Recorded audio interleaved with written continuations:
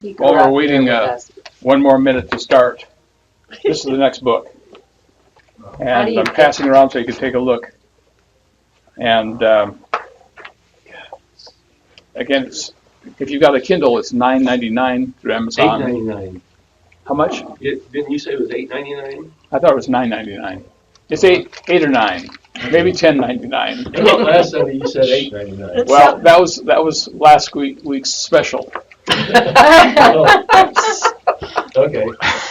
And it's if you buy the paperback, it's $25. Wow. And again, if you let me know today, if you want a paperback, I will order it and save you the tax.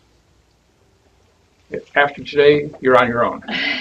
So. Where does it come from? Herald House? Well, it's through Amazon. Herald House is sold out. Oh. So, okay, so it is Amazon. Yeah. Okay.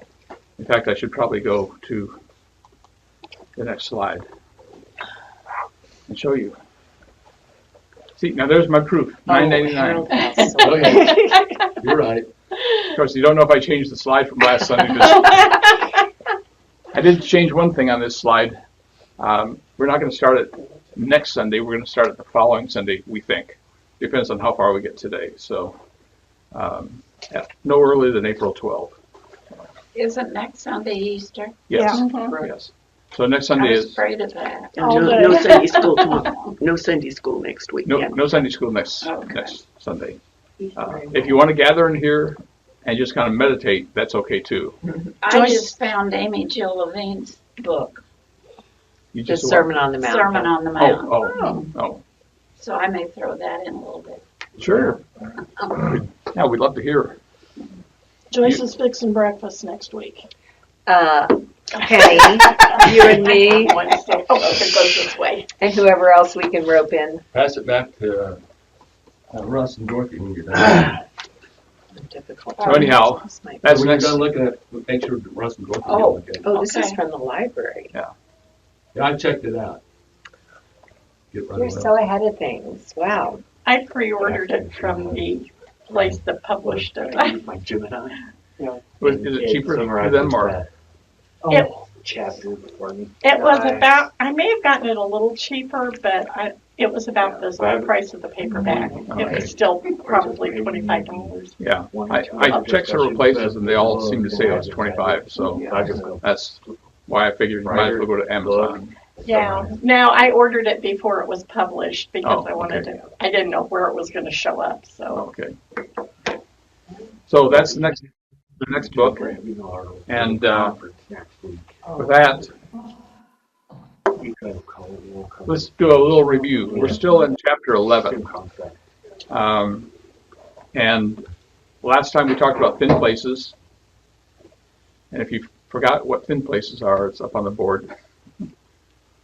Places where little realms of life and death co-join. And that's a Celtic concept, but the author picks it up. And the other is NDEs that we talk about, near-death experiences, and the picture is supposed to depict something of that sort, as the best that AI can create it. So, and DOPS is that Division of Perceptual Studies at the University of Virginia School of Medicine, and the author relies a lot on their information, and I've gone a little deeper and have some stuff to share with you on that. We covered a lot of this last week because we started chapter 11. We're still in chapter 11, but I wanted you to hear, hopefully this time, the story of James Lineker, and one of the people on this panel of 50 years of research talked about James, that at the age of 22 months, he started crashing planes on the coffee table and talking about a little man who went up in flames, and so we'll give you more information on it. Now, in recent years, we have focused more on American cases, and we can now say with certainty that this is not purely a cultural phenomenon that takes place in areas with a belief in reincarnation, because we have lots of American cases, and most of them take place in families who had never believed in reincarnation before the children started talking about a past life. So I want to give you an example of a case, and then I'll turn things over to Bruce. This is a case that got some publicity a few years ago. It's a little boy named James Leininger. Oh, he's not so little anymore, but James was the son of a Christian couple in Louisiana, and his dad in particular was quite opposed to the idea of reincarnation before all this started. But around the time of his second birthday, James started having horrible nightmares multiple times a week in which he would be kicking his legs up in the air and screaming, "Airplane crash on fire, little man can't get out." And during the day, he would take his little toy airplanes and he would say, "Airplane crash on fire," and bam, he would slam them into the family's coffee table. He did this over and over again, and his parents are apparently tolerant people because their coffee table had dozens of scratches and dents from "airplane crash on fire," bam. So when you add that play to the nightmares that he was having, he really looked like a traumatized child. But he had not experienced any trauma, at least in this life. And then a little while after his second birthday, his parents were able to have several conversations with him during the day in which he could talk about these things.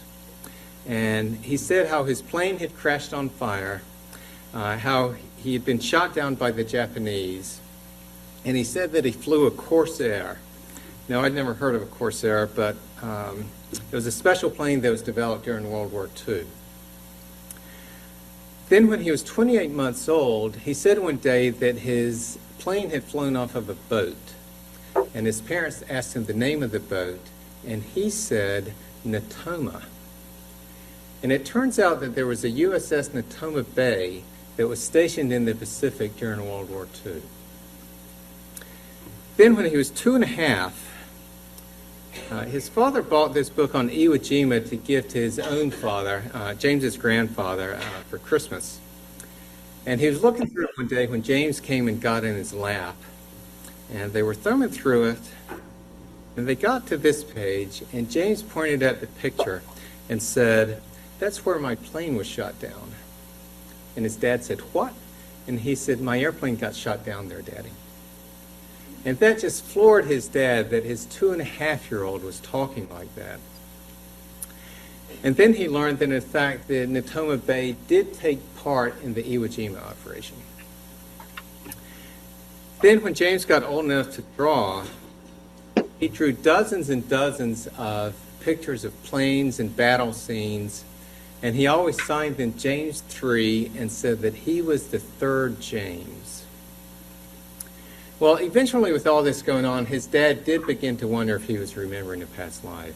So when James was 4.5, he went to a Natoma Bay reunion. And he learned that one and only one pilot from the ship had been killed during the Iwo Jima operation. This was a young man from Pennsylvania named James Houston. So what we can do is compare what James Leininger said to James Houston's life to see how well they match. Now, James's parents said that he also talked about family life before the war, but we don't have documentation of those statements that was made before Houston was identified.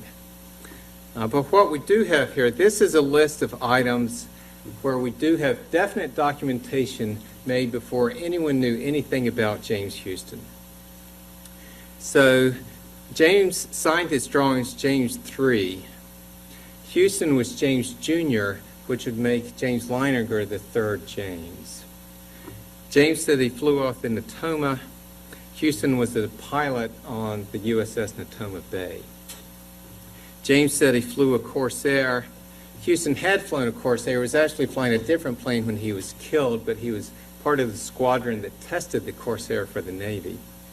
James said he was shot down by the Japanese, and Houston was shot down by the Japanese. James said he died at Iwo Jima. Houston was the one and only Natoma Bay pilot killed during the Iwo Jima operation. James said one day, quote, "My airplane got shot in the engine and crashed in the water, and that's how I died." Eyewitnesses reported that Houston's plane was, quote, "hit head-on right on the middle of the engine." James had nightmares of his plane crashing and sinking in the water, and Houston's plane crashed in the water and quickly sank. And James said one day that his friend Jack Larson was there, and Jack Larson was the pilot of the plane next to Houston's on the day that he was killed. James is now 18 years old. He graduated from high school last spring, and he has now joined the Navy. Wow. He's joined the what? The The Navy. Navy. Okay. So, again, the author, I think, is trying to build a case saying that we've gone through this whole thing about quantum physics and the unseen world, things that we believe that scientists tell us that we can't see with our own eyes. And he's now talking about that maybe there's some kind of a non-local consciousness that we all tie in with, or maybe there's something after. The whole chapter is dealing with, is there something after death? So some of the things the author talks about is throughout history, the belief exists that the soul or spirit is independent of our physical bodies. So is the concept of NDEs or our near-death experiences palatable? That's a question for you. Absolutely. There's just too many experiences like James's of not even just near death, of people finding other souls or whatever. Yeah. I don't know. I would find it very hard to disqualify all of that. Yes. Yeah. Now, I was just thinking of a tradition that I grew up with. So I was brought up that we lived before we came, and I was just wondering if it's us remembering our part of our lives of before we were born, because we were taught that if we were with God and everything before we were born, but when we were born, we entered the veil of forgetfulness and that type of thing. Mm-hmm. And so that could be one explanation where you could run into someone like, "Oh, you're familiar. I don't know how I know you, but it seems like I've known you forever." That's just one concept. That Have any of you grown up with that concept that we were all souls in heaven and determined who we're going to come to? My mother believed that. She shared that. I was going to say I'd heard it. Did the RLDS teach it? No. Or is that? it was Okay. a book of scripture that mostly the LDS and its breakoff used the Book of Abraham. And so when the church was, the movement was being centralized, there was a little bit of skepticism on the authenticity, but the LDS church took it as scripture. I will say, just in response to that even though that is more an LDS thing, there were pockets of our LDS in Independence in the 40s and 50s when my grandmother was first getting acquainted with the church, and she kind of found herself in some of those pockets and took some classes where she believed that very strongly too. Yeah, and my mother did too. She grew up in Flint, Michigan, and I don't know if it was an influence of outside our family, but there was certainly a feeling that, she basically said she knew that she was going to have our four kids, that they were destined from before we were born to be her children. So yeah, I know in her little group I know they use. She never told me at the time, but I learned later on that they were using the Book of Abraham and some of those resources. Yeah. I'll just say I have no answers to any of this. It has been speculated, and I've heard before where some wonder whether or not memories from our ancestors is somehow encoded in our DNA. And I think that's an interesting concept, because DNA is passed on, obviously from parent to child. Yeah, exactly. So did, Morning, John. Can I interrupt just for a minute? Sure. I can't stay, but it'll be a while before I get back to you. We brought some cards just want to give out. I just want to tell everybody thank you for yesterday. You don't know how many calls I've got from family and people that just over the computer, thanks to Jonathan. Mm-hmm. Just observed how loving you were, how considerate you were of each other, and it made all the difference in the world to me. Thank you very much. I just, you have no idea Pam loved Mission Road so badly. I think I mentioned to you a couple times that yesterday was the first time in about 3 years that I didn't leave her crying because she wanted to come with me. So it's been frequently as I get her anymore. But thank you very much for reminding me of your love for her and for reminding me that how much she loved you. So, you're welcome.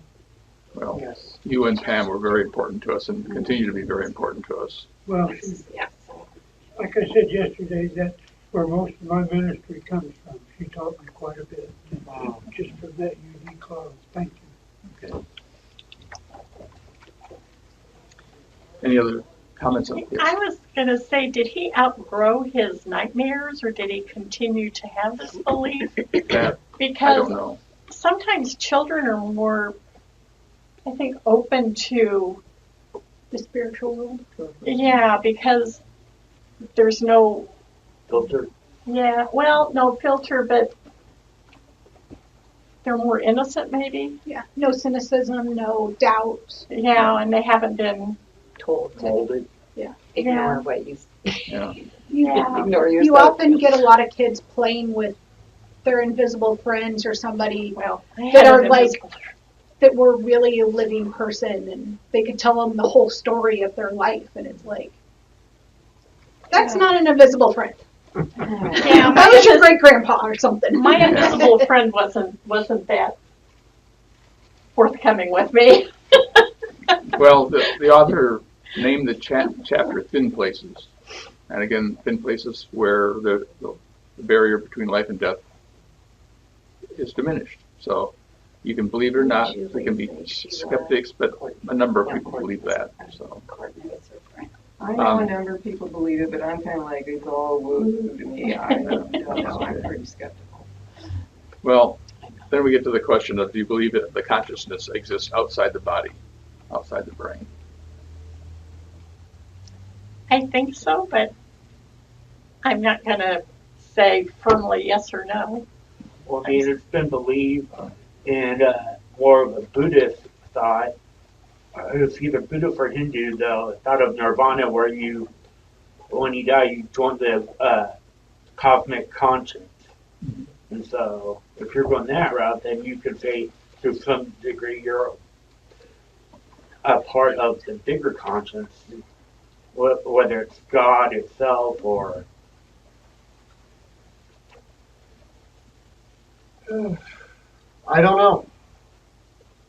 And to throw a wrench in, well, to make it even more complicated, I've just been discovering how the hemispheres of our brain operate, and how if you sever the, what do they call the Communication bridge. I don't remember what it's called. the connection between the two hemispheres. There's a name for it, but if you sever that connection, then your left and right hemisphere can operate independently and make decisions independently and not know what the other is doing, which just boggles my mind. So then you're like, well, are you two persons in one then? Or, what does that mean?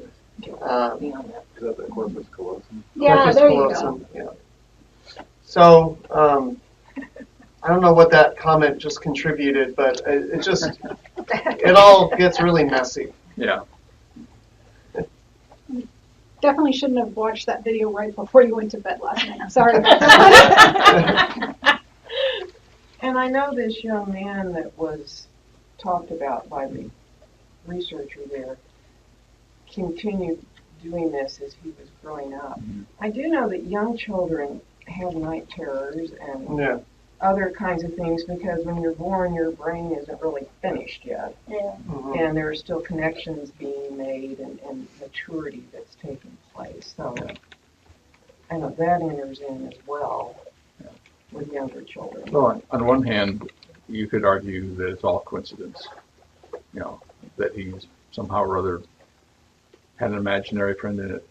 His coincidence that somehow he heard in different segments. Or on the other hand, you can argue that he's authentically reliving or experiencing or knowing the life of James Houston. You get to pick. You know, there's no true false answer. I do think all the skepticism cannot discount all the things that people have experienced. Okay. Personally. The last question on consciousness, really, I'm not sure if you want to define the consciousness as separate from the soul or one and the same. If they are the same, then we all believe, I believe we all believe that that the soul is eternal, that it goes on after death. And if that's the case, is that the consciousness of the brain or not? And just throwing a few questions out for you to consider. So, and Paul, did you have a chance to look at that university? I did not. This has been a very busy week. I kind of imagine. We'll try to get back to that, though. Okay. Next week will be better. Yeah, you have been a little busy this week, haven't you? Yeah. Well, and I'm presiding again this morning, so I had that on my mind.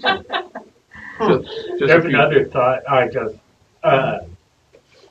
remembered. There's people in some schools that go, do we become the container or are we the container? Yeah. Because if soul it piggybacks off your question, because if souls are eternal, but yet we allegedly retain the memories of our physical bodies, have we not evolved, but have we changed, metamorphed into something more when we die? Yeah. Well, and the question is, does the butterfly know that it was a caterpillar at one point in time? And there's not a good way to ask. So, okay, if the author talks about evolution, et cetera, and so that's kind of you have to understand that as the background to this comment or question. If we consider all humans, past, present, and future, does the God hold us all in the grip of the Creator's? Let me start over. Does God drop the hold us all in the grip of the Creator's divine love? And the question he asks is, I mean, we will say yes, right? Does that apply to previous versions of humans? Bless you. To the Neanderthal, to the other? Does God value them all? Well, Sorry. I was going to say, you know, it says a sparrow doesn't fall, that he doesn't, how does that go? That he doesn't care about, or not, the falling of the sparrow. Yeah. Notice the fall. Yeah. So I would think that he would be, all of his creation, whether human or non-human, would be in the grip of his divine love. Okay. So I'm a yes on that. Part of what the author is moving towards is that that love should extend to all of our people, all the people, even those people who we consider enemies. So According to Enns, God's ultimate eternal embrace of all people is a very ancient view in the Christian church with advocates throughout church history. And to make the point, in other words, this is a point that God's love embraces all, not just those who are saved, quote, in quotes. And to make the point, he says, Origen, 3rd century, believed in God's judgment, even a fiery judgment, but that judgment destroys sin and evil, not the individual. Yes, no, maybe. Interesting. Interesting, that's another response. I'm kind of with Ryan on the I don't know part. I really don't know myself. I will say that I don't have any pre-existent memory myself. I've never had that experience. I don't remember much before the age of about 5. Does anybody in this room have a memory of the pre-existence, of your pre-existence, if it happened? No. So my question is, if the soul, apart from the brain, which is where we get our memories from, doesn't have a memory, okay, if the soul is memoryless, Yeah. then what's the point? What's the point of having a soul if we can't take our memories with us from one realm to the next? I'm not saying that there is no soul. Yeah. I'm just saying, what possible reason would God have for doing that, for creating a soul that has no memory? Well, my initial response would be, which is not well thought out, is that the soul would at least, at minimum, retain the memories of this life. You know, one of the concepts in literature is that, after you die, maybe you spend a lot of time anguishing over things you didn't do, things you could have done. Okay. Of course, that's also based on more of a fearful God rather than a loving God. So that would be the notion of a soul that's created at the moment of our birth, then. Yeah. I think our hearts and our bodies hold memories that our brain doesn't necessarily articulate. Mm-hmm. So just because we can't remember it with our brain doesn't mean it's not somewhere part of us. Well, it's jumping ahead a little bit, but the author talks about kind of a genetic memory of people being broken, that we don't need to have Adam and Eve's sin to be broken people and need God and need help. He makes the argument, and I'm jumping ahead again, that the God and religion are meant as a hospital to help us, not to punish us, not to.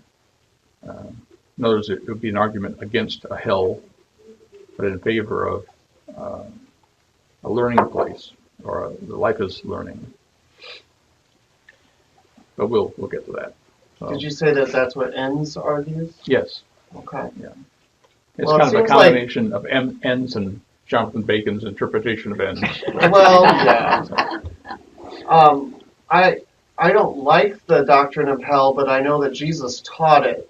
So I'd be curious how Enns works around that, because Jesus preached hell quite a bit in the New Testament.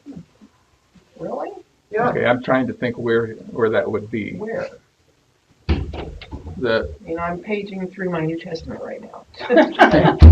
I mean, I remember the thief, him turning to the thief and saying, you'll be with me in paradise today. But I don't remember. Well, there was talk about casting into the eternal fire, but I don't know if it was a lot. Well, those are primarily pigs. They're just ready for roasting anyhow. Well, there is spirits. talk. I mean, Jesus does talk about separating the wheat from the chaff and the goats from the sheep, and that's true. There are references to everlasting hellfire, but that, keeping in mind that the Gospels were written much later by people who were not eyewitnesses to Jesus and what he said. We can say that there is at least a reason to question whether those are literal interpretations. Now, I think in Mark he talks about being throwing out into Gehenna, which is not a reference to hell. It's a reference to the place outside the city that we equate with hell nowadays. I mean, that was a later Christian interpretation, but it was a place outside the city where they basically threw all the trash. So it was a Yeah. big Trash trash dump, dump. you know, Yeah. where things would So- be burned off. All right, so that introduces another question, because you said, and I'm not disputing this, you said that the Gospels were written after the account. They weren't eyewitness. So perhaps the teaching on hell is suspect, but wouldn't the entire Gospels be suspect then? We can throw out the Sermon on the Mount. We can throw out the life of Jesus. We can throw out the whole thing. Where do you draw the line? Well, I mean, everything can be suspect. I don't know if you've ever heard of the Jesus Project. Was it the Jesus Project, Jonathan, or Jesus something Seminar. like that? Seminar. The seminar. Yeah, some years ago, where they tried to, determine which of the sayings of Jesus were probably the most likely to be authentic, and you can, go online and find that and Yeah. refer back to it and see what they said. I don't know off the top of my head which was which. But the concept of hell in the Old Testament, correct me if I'm wrong, but I think it had more to do with another world, a place where all people go. It was just the death domain, so to speak. The idea that hell was everlasting punishment, I think, was something that came during Christianity and probably much later. Well, they are also influenced by the Greek mythos, which was the underworld was divided between the Elysian field, which became known as heaven, and Tartarus, which became known as hell. Tartarus was more of a place of punishment, more not the sense of like fire and brimstone, but more of like if you had gone against the theology of the time, which was the Olympians, and in a sense sinned, then it could be anything from pushing a boulder uphill for the rest of eternity, or or having it where you're up to your neck and with water surrounding you, and every time you go to drink, the water recedes. So it'd be, one of the main languages of the empire when Christianity was forming, outside Latin, was Greek. And so a lot of Greek philosophy was being debated in Rome, even though, Romans brought a lot of Greek philosophy and stuff for their own purposes. Well, and Enns talks about the fact that there's a lot of influences all the way from Christianity has been influenced all the way through from the Judaic traditions, which were then in turn influenced by other empires, all the way through the Greek and the Roman and etc.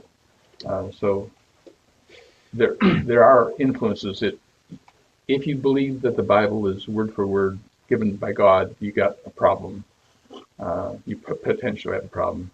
But I think I can't say most. My personal view is that you have to take into consideration the historical background of the writers and the time in which the things were written, and understand that it reflects their time period, not necessarily ours, and not necessarily 100% the time of Jesus either. Well, and there have been so many mistranslations of the Bible throughout history that I would say my own picture of hell is maybe it's more of our own choosing, because we're not ready to meet with God because it's just too overwhelming, and that we have to work on ourselves. I don't know if hell is necessarily a permanent place. If there isn't, well, I imagine it may not be hell, it may be something else. Which is a good segue, sort of, into the question, do you believe God's goal is refinement and redemption, or punishment? I think it's more the first part. Right. I think the punishment is when we realize that we've fallen short. I'm not so sure it isn't self-imposed. Well, it all gets back to what's your concept of God, kind of. God is this, which Enns talks about, is this God to be feared. He's a God of judgment, all this, or a God of love. So I just had another thought. Well, so for those of you guys who are fathers, I have a question. So, wouldn't your kids probably say that you're a dad of love, even though to some degree they have a fear of you? Because not because like they always feared of disappointing you more than fear of anything else. Would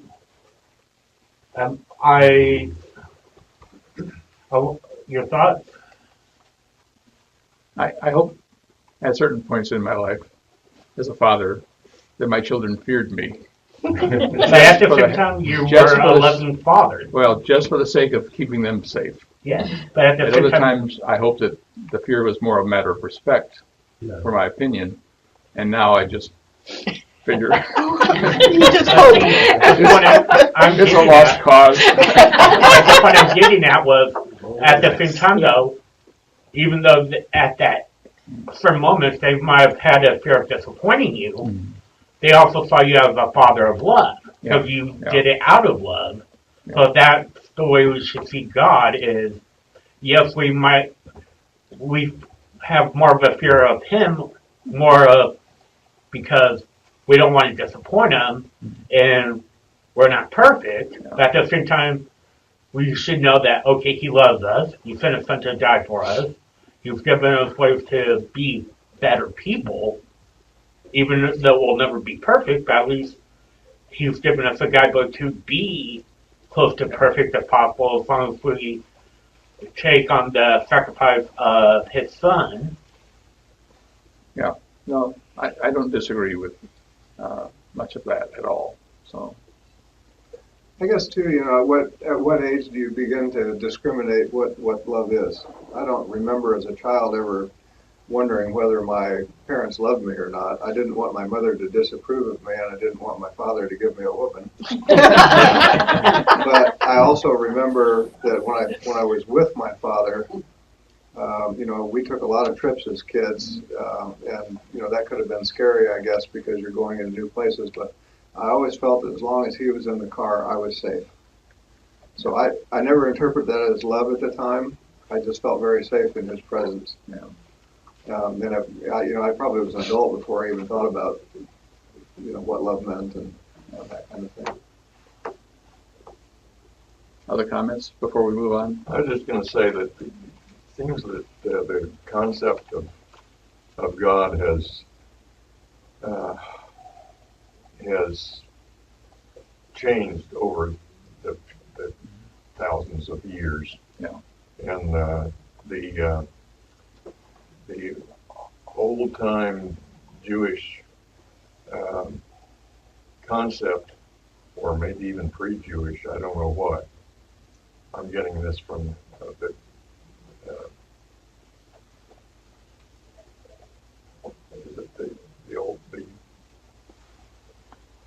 the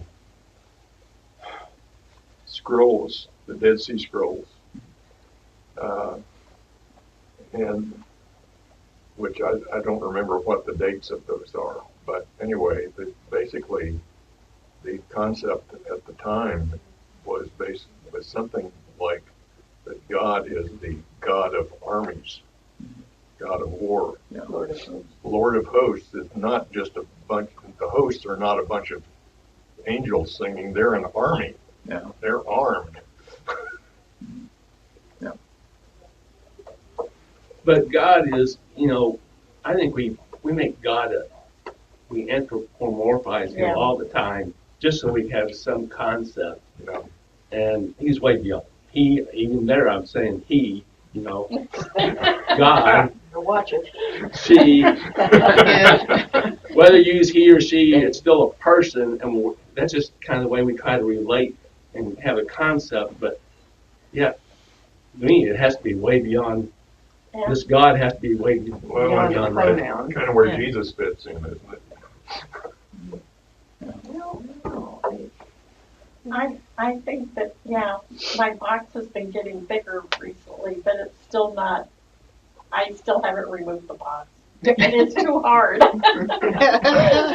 Well, in response to Russ's comment, all you have to do is go back and look at Greek and history, and even prior to that, and you see that it actually be way before. The concept was that when something went bad, the gods were punishing you. Yeah. If something went good, the gods were rewarding you. And we still fight that. We still somehow want to believe that everything that's good comes from God and everything that's bad comes from some creature called the devil or Satan. And you can believe that or not, but the point is we have ingrained in us this perpetual belief that somehow there are powers outside of us that are controlling our lives. And I'm not sure I buy that 100%. So, to jump in there and sort of Yes. were you done? Yes. Yeah, and to tie into what Dennis was saying, what I was thinking is what we keep revealing is there's a kind of a straight line that isn't linear at all. That's the soul or the consciousness that connects with some spirit, and a lot of this stuff about heaven and hell and the vengeful God, the God of hosts, that's and this is just my particular cynical point of view, those are all human constructs that for the most part were designed to control the populations that were in existence at the time that the various books were written. Yeah. That this and what we've been doing here for the last X interval of time is probably as authentic an exploration of whatever the spirit, whoever he, she, it, or they may be, and how we relate to it. It may be God within us. Maybe there's God within each and every one of us, and we all connect. But a lot of the heaven, hell, punishing stuff, I think that's all a man concept that's superimposed on the whole notion that's used to control populations. Yeah. Well, and we have to understand also that what we're studying now and what we're learning now is a construct of God for this time period, which may or may not be valid in 100 years or 1,000 years. Mm-hmm. But we are trying to understand God and creating a construct once again. And at least this group, the construct is he, she, it, them is a God of love and is concerned about each one of us, and that there's a spark of that in each one of us. Now, somebody else, any other comments? I wanted to go back to something. Sure. Joyce said something about is our memory in our brain, or is it not everything? Is not all of our memories? Is some of our memories not in our brain? And that struck me as referring to something that I think I would call instinct. Mm-hmm. And all of the animals have instincts, and maybe God is an instinct for us. I do think there's a difference between instinct and memory. Yeah. There's different kinds of memory too. There's what's called working memory, which is when Ryan's trying to teach me very patiently how to play the piano. And I use a lot of working memory when I'm working with him because I have to think about everything. And when I practice the pieces that he gives me for the week, the first few times through, I'm using a lot of working memory. But as I begin to learn them, I can do them more without having to recall or think about it. That's a second level of memory. There's actually 3 levels of memory, where the last level is actually the memories become the nerves. They're in the nerves of your brain. And that's like driving a car. I can get in a car and I can drive somewhere, and I'm not even thinking about driving. I'm thinking about, the stupid thing I said to Nadine, and how am I going to apologize?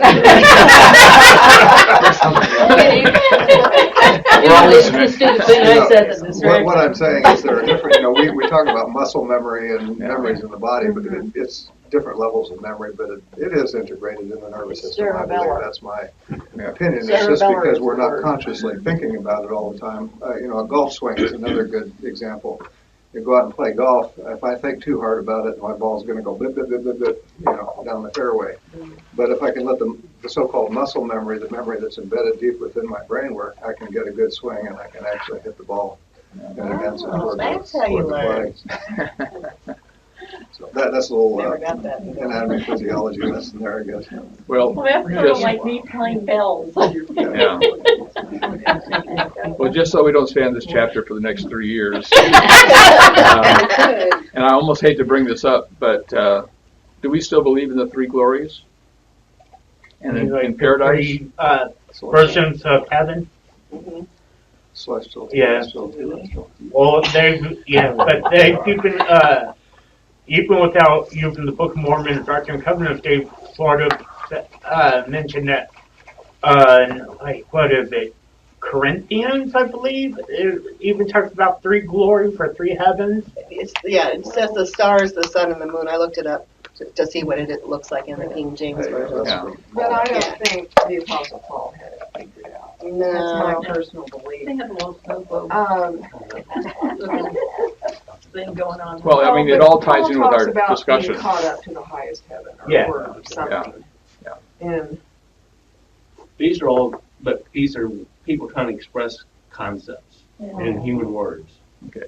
Again, it's kind of an anthropomorphism, like Dennis said. You know, we in this life we like to think we're going to get rewarded if we work hard and we get good grades, or we're at the top of the class, and we get the scholarship or whatever.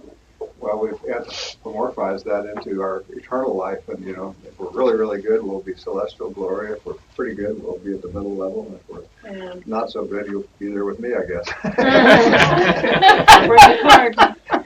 Well, there is the how many mansions.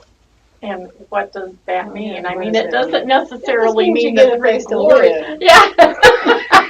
Yeah, I kind of like that. So we all get mansions. I was more afraid. I will tell you, as a child, this freaked me out. I've told you guys this. That scared me more than going to hell. Because I'm like, well, what if I'm not good enough for the top one?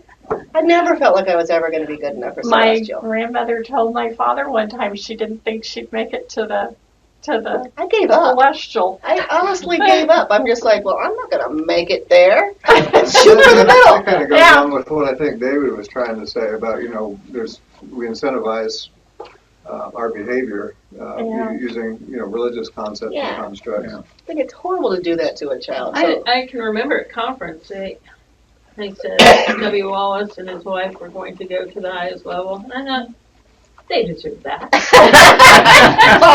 I mean, it was said the entire conference. I've got a basketball analogy. Yes. I've always thought, because I love basketball, this is the time of year I get energized if I have time to watch it. But I've always thought that the team at the end of the year, that's the best, gets all the glory. And I thought that in ways of my life. Who cares what happened years ago? It's where we are today, at the end of our life, that I think God is looking at. And I that's just my own personal belief. And maybe that's my cop-out in my mind, but I compare it to basketball. Well, the thief on the cross that Jesus said, this day you'll be with me in paradise. That's the implication there, is that was a deathbed decision on the part of the thief. Yeah. And whatever he had done before did not count against him. So was paradise terrestrial, celestial, or celestial? Well, you said you'll be with me in paradise, and if you take not figuratively but literally, that would be the highest. So, but we also the celestial glory was being in the presence of God, is the way I understood it. Yeah. Well, if Jesus is God, then the two are the same. If the thief was going to be with him in paradise. Well, our Flintonian interpretation was that if you're in celestial, you come down and basically teach the people in terrestrial. So then they can make he it may back have up. been just in terrestrial, and Jesus still visited him. I think we should. I like Debbie said. I think we should just aspire to be in the final four. It's not going to be a very big heaven. Three glories. I think that's all a human construct. Yeah. We're trying to understand God. What is heaven? Nobody knows. You know, what is hell if that even exists? Yeah. What is heaven? I went to Will Rogers High School in Tulsa, Oklahoma. I am a graduate of Will Rogers High School. I know a lot about Will Rogers. He has a great quote, and I have it on my refrigerator. And he said, if there are no dogs in heaven, then when I die, I want to go where they went. So we don't know what it is. You know, I don't know if I'm just stardust or if my soul ends up in a recognizable form with others. I mean, I don't know. Well, we just spent weeks talking about quantum physics. Yeah. And we don't understand it yet. It's all energies, so. Yeah. I always thought that paradise was where you went until they figured out where you belong. I was thinking the same thing. Yeah, I heard that too. Catholic purgatory. Isn't it? Yeah, but what was the Jewish term for it? Paradise instead of purgatory. It sounds good. Maybe. Maybe you just go where the best place for you to be is. Yeah. Yeah. We'll find out when we get there, I guess. I have a soul is, Don't worry about it. I mean, it is a human construct, Yeah. however it exists. Right.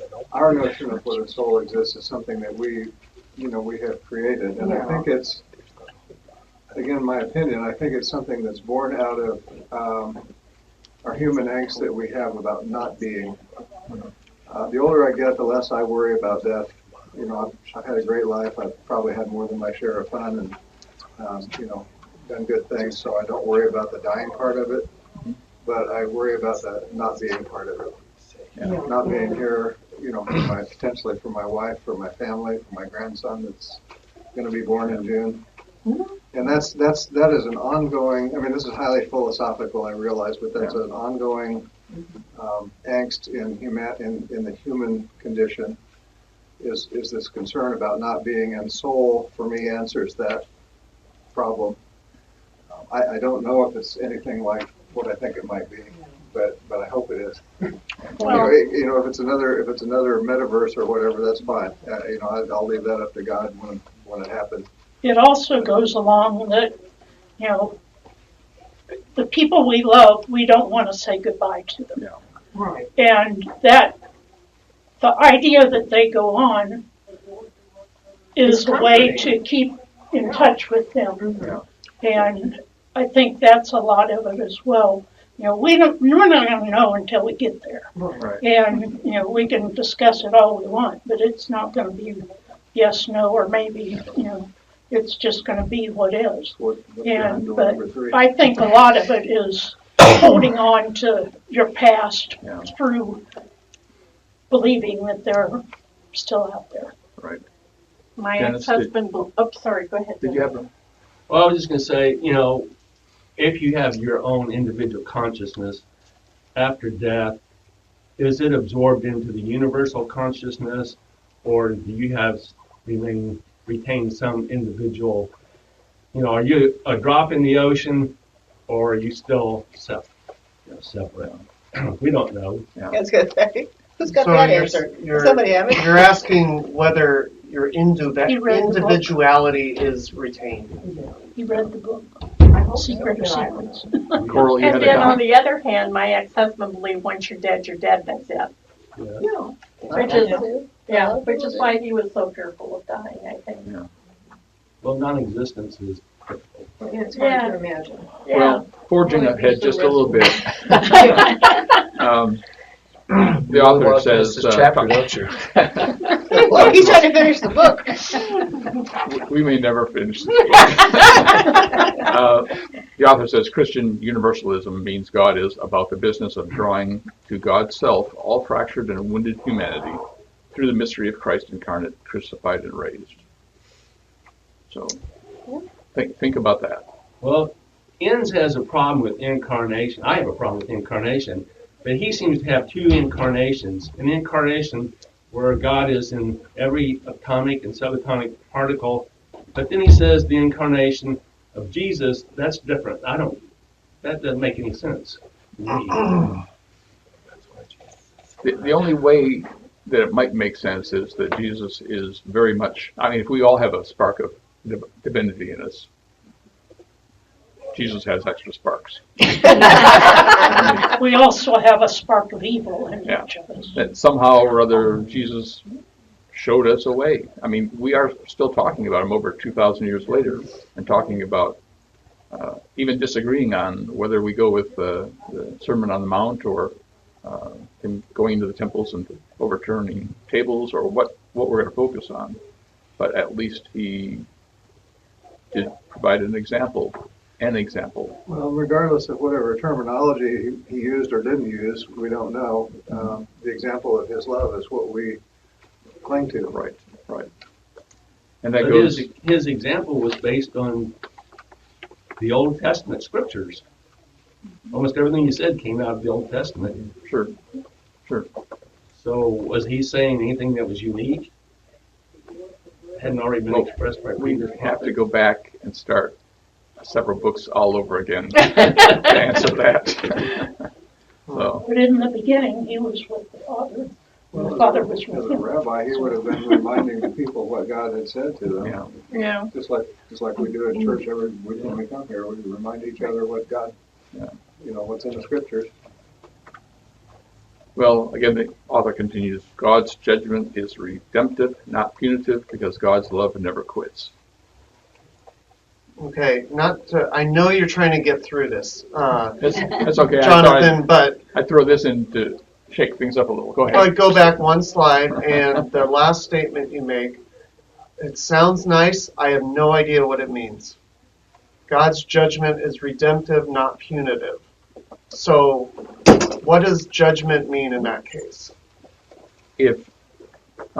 Let's step outside for a second and say, if and when you have children, I wasn't talking about dual. No, I get it. I'll show you judgment. Throw down after church. Oh well. And we're gone. Oh well. You can tell when I get embarrassed because I go bright red. You're a troublemaker. I don't know what I was going to say. I would say God's goal is not to send us to prison. God's goal is to bring us to be with God. Yes. Yeah. That's the difference between punitive love or punitive judgment and redemptive judgment. If God's love never quits, then everyone will be saved. Eventually.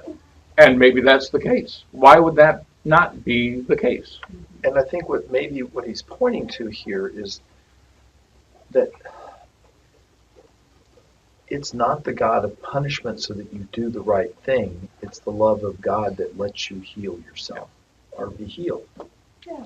I think God's love is so big, we have no way of understanding it. You know, I struggle when I read history about different ones that have crucified people, killed people, and I struggle with forgiveness. And maybe I can say, okay, I forgive what they did, but I still need to love them as a neighbor. And we struggle with that. God doesn't struggle with it. Everyone is his creation, and he loves each one of us. And so he's always working to get into our heart and help us change to follow the example of Jesus. Some of us just need more tough love than others. Yeah. Well, and I think we, as parents, there are times you step back and your children are making a bad choice. And what do? You can counsel them, you can prohibit it, or you let them go and learn. And the prohibiting doesn't usually work. Letting them learn on their own, we all learn. How many mistakes have we each made in our lives that we learned from? That doesn't mean God or our parents loved us any less. So, I see the emphasis of religion and the scriptures and the concept of God as being redemptive to bring us to be more I hate to say more perfect human beings because I'm not sure there's a perfect human being, but at least to strive to be more caring and loving towards our neighbors and ourselves. A lot of the Old Testament fear makes people not like themselves, and that's not productive either. So. No, I've struggled with that for years and years and years. It kind of squashed me down for almost the entirety of my life. But back to what Mary said, yes, for class this week in the devotion, I wrote about, I forget what the question was, but I was writing about the worth of all persons and how I struggle with the people, with those who are at cross purposes with God and Jesus and the oppression and the horrors that we rain down on each other. Well, the final statement is God's judgment is redemptive, not punitive. And Ryan, you and I can meet outside and we'll discuss this. So I was gonna throw in some things from Corinthians about God to be feared and all that. We won't discuss that. We'll ignore it. I'm going to close with a statement from Einstein, which I think is interesting. In our endeavor to understand reality, we are somewhat like a man trying to understand the mechanism of a closed watch. He sees the face and the moving hands, even hears it ticking, but he has no way of opening the case. If he is ingenious, he may form some picture of a mechanism which could be responsible for all the things he observes, but he may never be quite sure his picture is the only one which could explain his observations. He will never be able to compare his picture with the real mechanism. That's our view of God. He's that clock we can't see the inside of. And so next week, despite what's still left in this chapter, we're going to move, not next week, 2 weeks from now, we're going to go on to chapter 12. Like it or not. I told Dennis I didn't think we'd get through the whole lesson today, but the whole lesson was supposed to be 11 and 12. Did we finish 11?